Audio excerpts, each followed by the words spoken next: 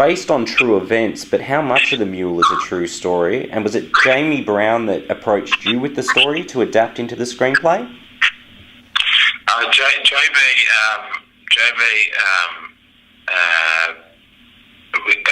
My friend who I met writing television, he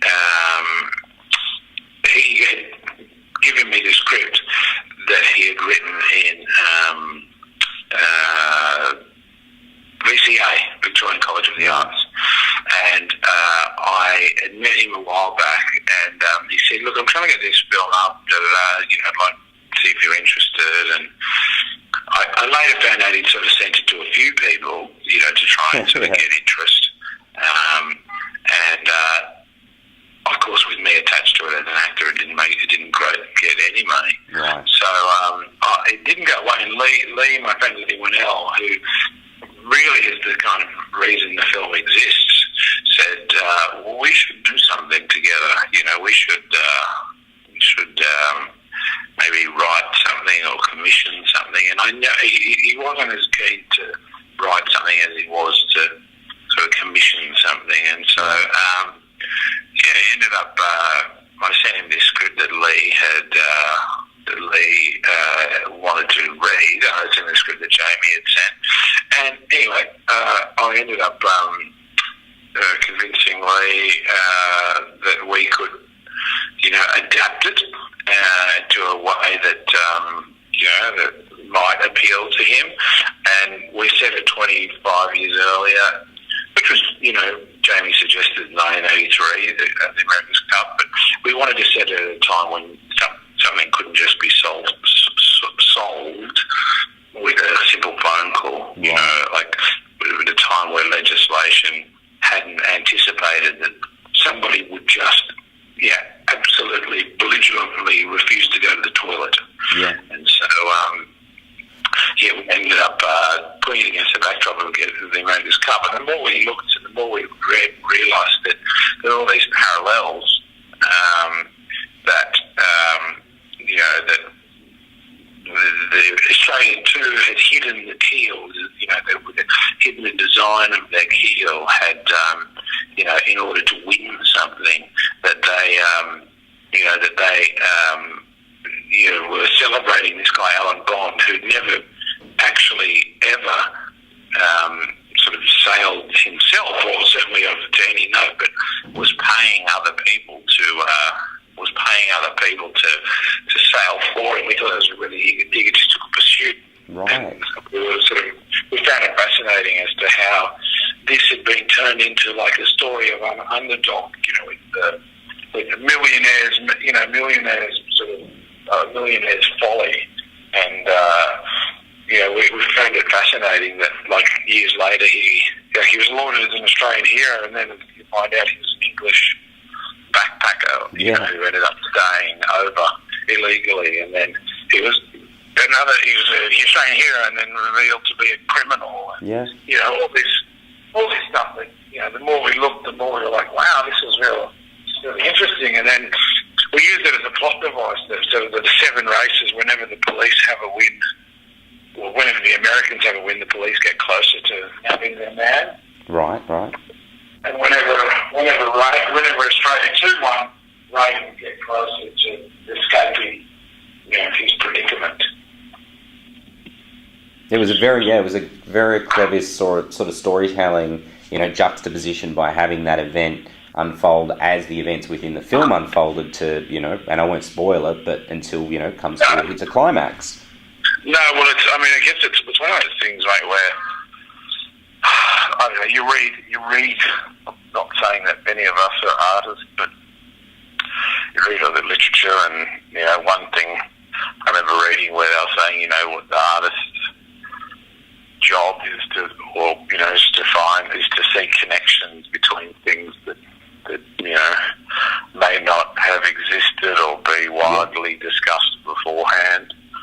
And for us, whether or not it actually existed on any level, we've tried to sort of make some parallels between the whole sort of nationalistic posturing and flag waving and someone who's full of shit, so to speak, excuse my language. language. No, So that's fine. it's, whilst Ray's concealing tangible things, what is it that everyone else is concealing?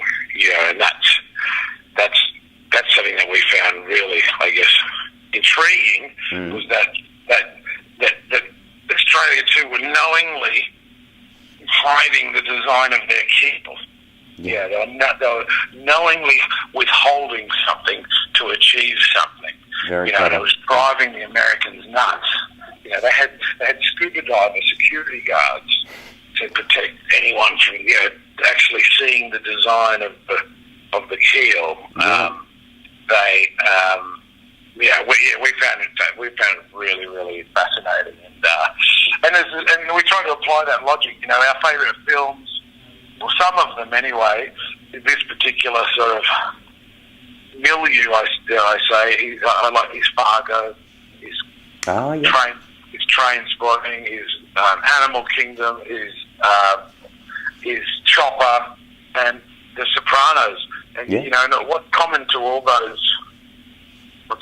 those films, and I guess they're all great films, and don't get me wrong, Joe, I'm not comparing us to The Godfather, but they have a very strong ensemble and a community of characters that you can imagine easily existing and living outside of the frame. Absolutely. Outside of, what you and I are seeing, and that was something when I was casting it with Nikki Barrett and Natalie Wall, her assistant. We were like, we don't want to sort of apply this general sort of logic of like, well, Brad Pitt's the lead, everyone else is, if you can get a couple of character actors there, that'll help sort of give a bit of character, but the rest will, we're not paying much, so we'll just get some, unknowns on the edge of the proof of the real sort of presumed hierarchy, where for me, as an actor, whenever I get a gig, an acting gig, regardless of how, few lines or there are, I always approach it as like, my character's the most important one in the story. Right, like Alfred Molina in Indiana Jones or whatever. Yeah, he's there at the start, but there's no reason that he's not the focus of the story until he dies.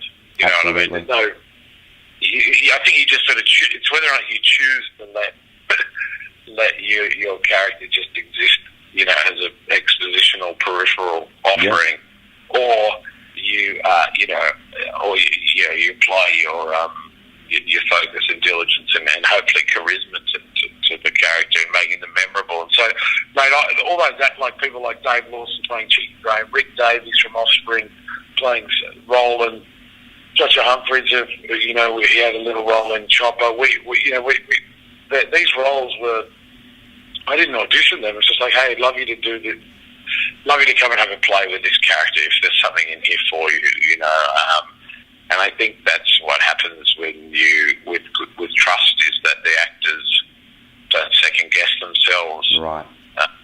And the collaborators are empowered to forge new boundaries and take greater risks, I hope, and own, simply own and exist as characters, as opposed to trying to second guess what it was that I or Lee was after. Right. And then did you and Lee write the characters of Gavin and Ray with yourselves in mind to play those particular roles, or? Yeah. That's why the script exists. That is because of Lee. He was right. It wouldn't have existed without him. He was like, all right, he optioned the script off Jamie. I flew Jamie over to LA. We all slept on his floor, on Lee's floor at his apartment, and we were like, all right, how can we come up with something where we can act in it? And we created the character of Gavin, created Ziggy and Fulk, created Tom and Les, created Jasmine. There was lots that was already there, like Ray and Pat Shepherd, the boss. And there was, the lawyer, it was an older man, and it was set in sunshine in the hotel room, but it sort of mainly concentrated on civil liberties, more so than what ours does. and so Jamie was flat out writing. We obviously weren't paying him much, and he did us a favour, like, at a very affordable rate for us to option it.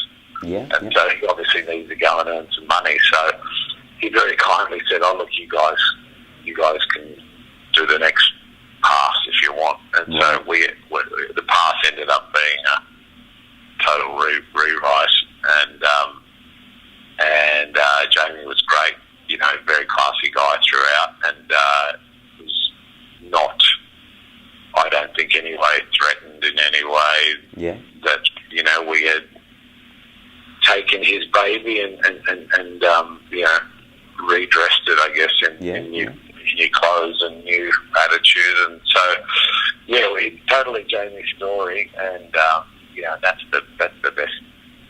That you've got nothing without the story. So Lee's such an adept screenwriter, had such knowledge of cinema, and he was like, "Okay, we need to kill someone now." I was like, right. "What?" And he'd write himself. He'd write straight. He'd just go over and he's just written himself.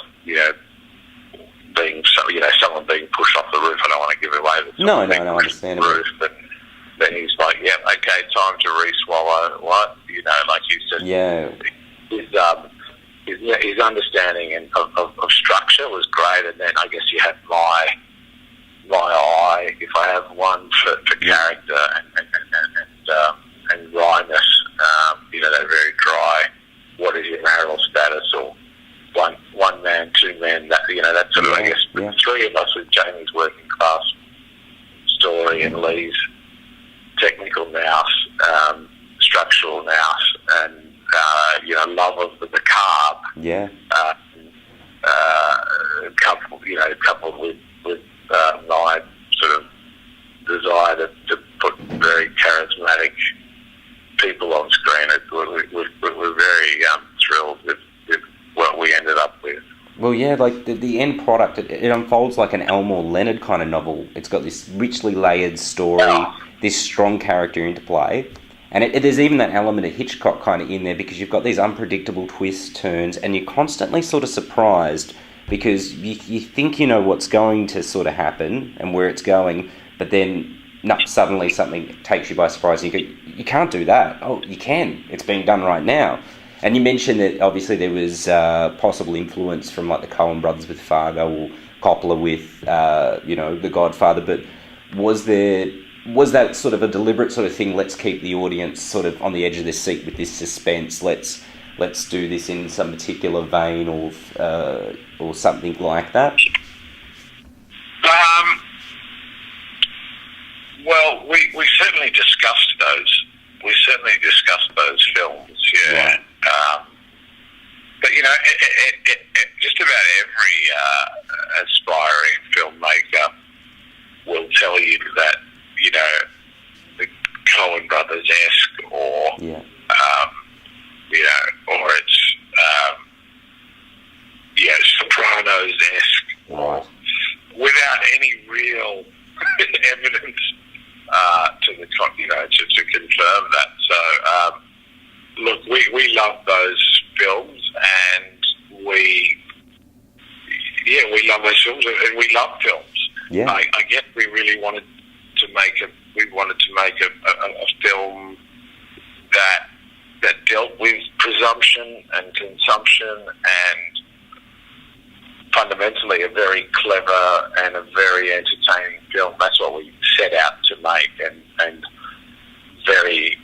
those two things don't always go hand in hand. Often there's very clever things happening and very entertaining things. So if you can get that on, I don't know if we have. But no, I think you guys have nailed it. You can see that it's not only just passion driving the project, because there's a lot of passionate people out there making films, but there's skill to it too, and you guys have nailed that with being able to balance that, drive to want to do something different and entertaining, but doing it effectively, which is sometimes a little bit of a trap with some Australian films. Sometimes we want to make films like they make in the US or the UK, or we try and make a quintessential Australian quirky film. But this film was really quite different. It didn't have the pretense of wanting to be a US film, but it No, was an international we didn't vehicle. want to be a US film. We wanted to be a unique film, and Absolutely. that's the big thing that really they really drove us to continue making. Right. You know, Lee was like, I've never seen this film before. Absolutely. I've never seen a film where the central character is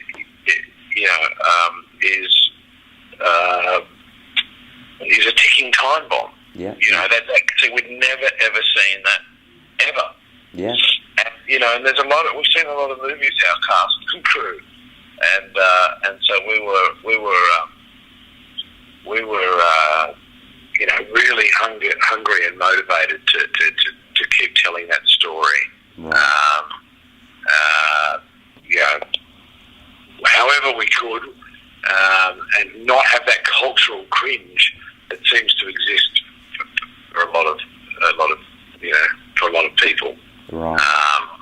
You know, we didn't want it to be like, oh, they're eating meat pies and they're Yeah. you know, Yeah. whatever. So yeah, I'm really thrilled, mate. I mean, it's a dream come true for Lee and I to work with each other, and then to just attract the incredible cast that we did. Absolutely. You know, everyone just kept saying yes.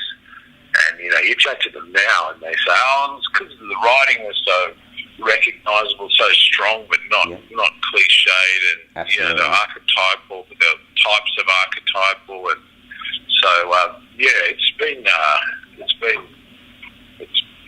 just one joy after the other. Right.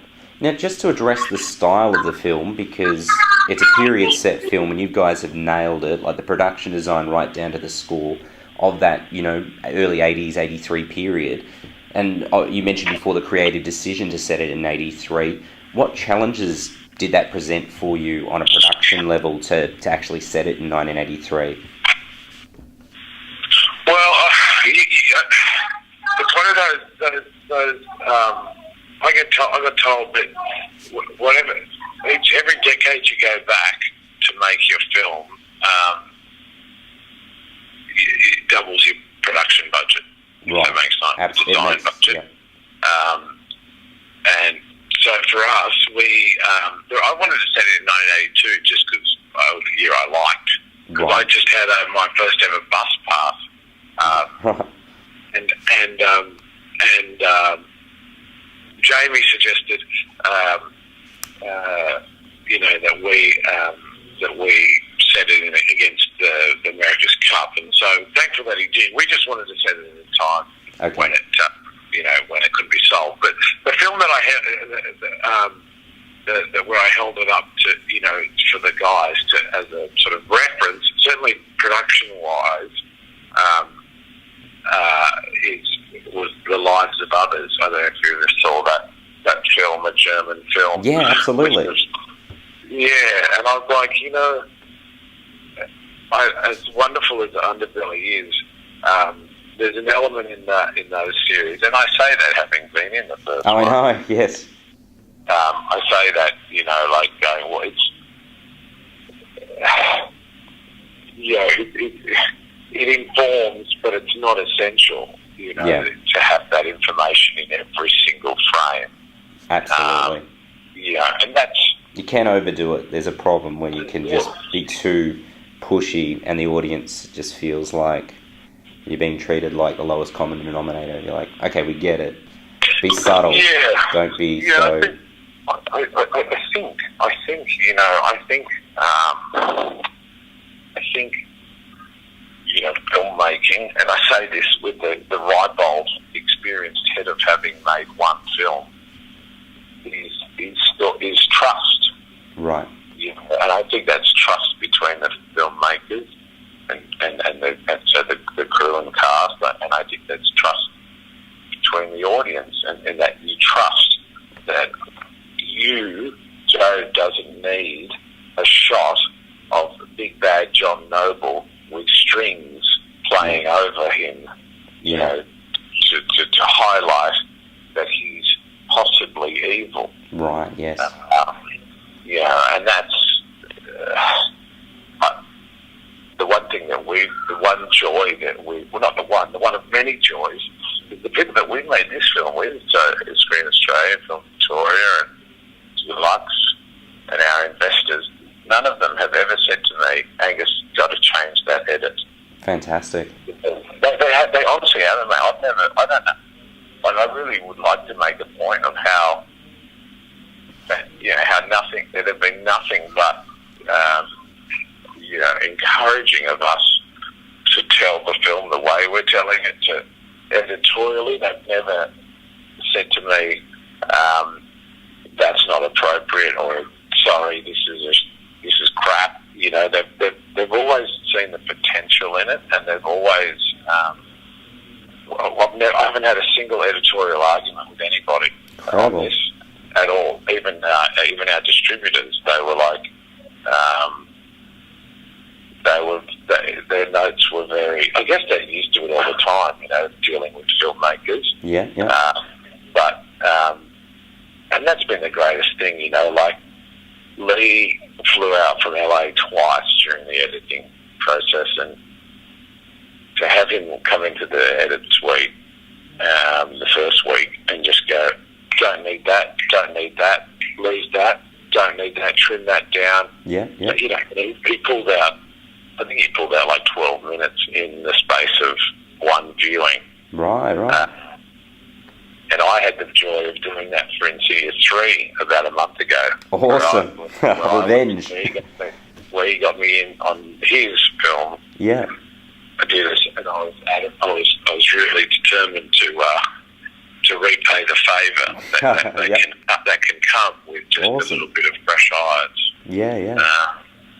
And so, knowing having Lee Winnell in your corner is obviously a very great privilege, and we were afforded a lot of luxuries because of Lee's prior success and creative intellect. So, man, it's been great, and that's the thing.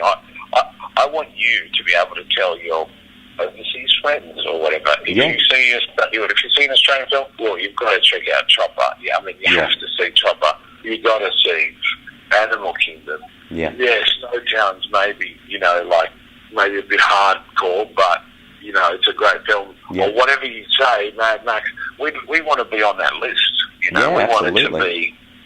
It's a bit of a love letter from Lee and I and Jamie to Australia, as well as being a little sort of wry comment on how sort of this she'll be right attitude exists, and this sense of entitlement that people have here in Australia. So absolutely, hopefully it's not just one thing, and that's what we've found. It seems to be all things to all people. And when we screen tested it in America and in Australia, the most enthusiastic reviews were from mothers, right? Which we would never ever in our wildest dreams had even contemplated as a demographic that would not only respond to it, but to have watched it in the first place.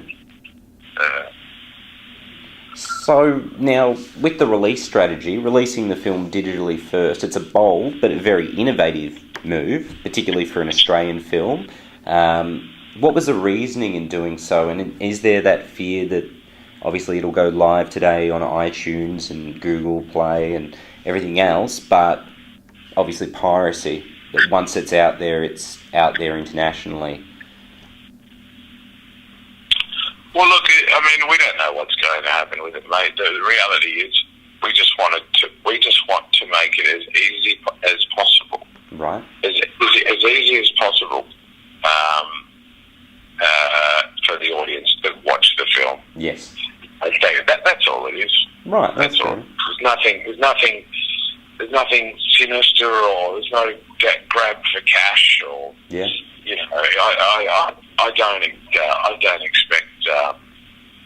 I don't expect to know that anyone will even know about the film. Yeah. However, my presumption is that more people have the internet than live near a cinema and that live near a cinema that is playing the Mule. True. True. And so I don't know why I didn't make the film for nobody to see it. That would be kind of weird. So, short of me sending, if I could, I would have sent a copy of the film to everybody in Australia. Yeah.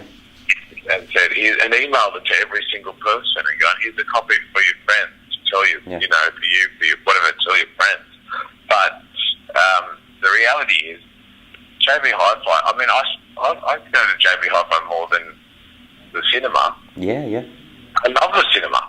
Yeah. So what does that say about JB Hi-Fi, Well, I'm trying to access things on my terms, and that's my terms aren't, well, when a cinema in Canberra tell me to watch the film for, I've got 3 days to watch it before they pull it off. We stop playing it. So, for me, it's just logic. I was asked who our audience was, and I didn't know the answer, and Lee doesn't know the answer. We're just like, well, we're the audience. Yeah. We're trying to make a film that we want to see and how we would view it. If anyone's being honest, then you go, well, we're going to the cinema less and less. You have to have a reason to go to the cinema these days. True. And, often the reasons are, well, it's on in 70 mils, or it's being played in IMAX. It's in 3D. It's got the most incredible effects that you need to see on the big screen. Or it's just been driven and hit with a very successful and very well-resourced marketing campaign. But in the absence of all those things, to knowingly do something on a limited basis, on a limited level, and then expect anything other than limited audience is madness. And so what we've tried to do for always, Jarret, in this film is to put the audience first. And we went to JB Hi-Fi. There's no one bigger, no one better in that side of the business. And hey, what if we went to you guys first? And it's been massive for us. You guys have ordered record units for an Australian film, from us, from the distributors allegedly. So it makes sense. You got to engage people, and I have to be engaged. I have to engage Hugo Weaving to talk about the film. Yeah. And it's not just you got to engage an audience. You got to engage everyone along the way, and that's what we've tried to do, mate. Is make write very memorable dialogue, write very memorable reveals and twists, and make it very beautiful, memorable, charismatic cast. And we try to do that in how we, access an audience. We try to do that in an innovative way. We didn't make the film to change Australian cinema, although that's what everyone seems to be writing. That I'm a trailblazer or something. But I just want to make it easy for your customers to see our film. Yeah, no, and you've made a great film that's both entertaining and is a good piece of cinema. And the beauty of this release strategy, I find, is that I've seen it 3 weeks ago at an advanced screening. I've told my wife and my friends and everybody I know about this movie and how good it is. And now I can say today, you can download it legitimately. You can go on and you can watch this film that I saw 3 weeks ago now, not in 3 months' time when the buzz and the momentum's died out and people aren't talking about that film they saw 3 months ago. They can do it now. And I can tell you tomorrow I'll be getting on iTunes, I'll be downloading it, watching it with the wife so she can see what I was raving about. And then in a month's time I'll buy it on physical media because it's one that you want to own a copy of. And, delve into the extra content. Logical. I mean, we're not doing anything other than being logical, and it's resonating because other people can see the logic. Yeah. We're not having to, and that's part and parcel of that is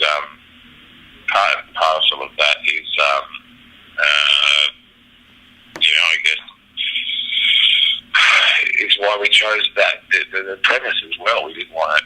It's a pretty easy thing to premise to imagine, isn't it? To imagine not being able to go to the toilet. It's not a bridge too far for the audience. No. They all do it. So Lee and I were trying to go, can you make a suspenseful film about someone not going to the bathroom?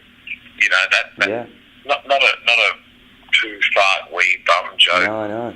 Just unto itself, but can you do that? And that it's such a unique film. It's not art house. It's not mainstream. Yeah.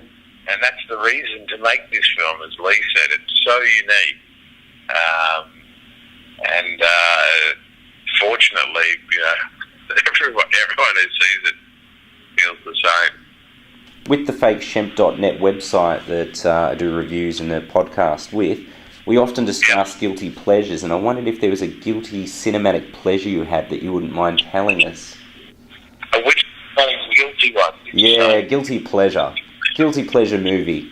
Something that you should feel bad about. You probably don't, but, Yeah. Can't be anything you're in, though. Can't be me and your stupid mate. No. But I'm sure that's a very guilty pleasure of many. The guilty pleasure. I mean,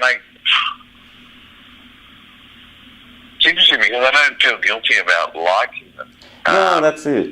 Is there typically like a rom-com or something that hits a point, or a comedy that's just beyond sort of silly, but really, you hold in high regard? Maybe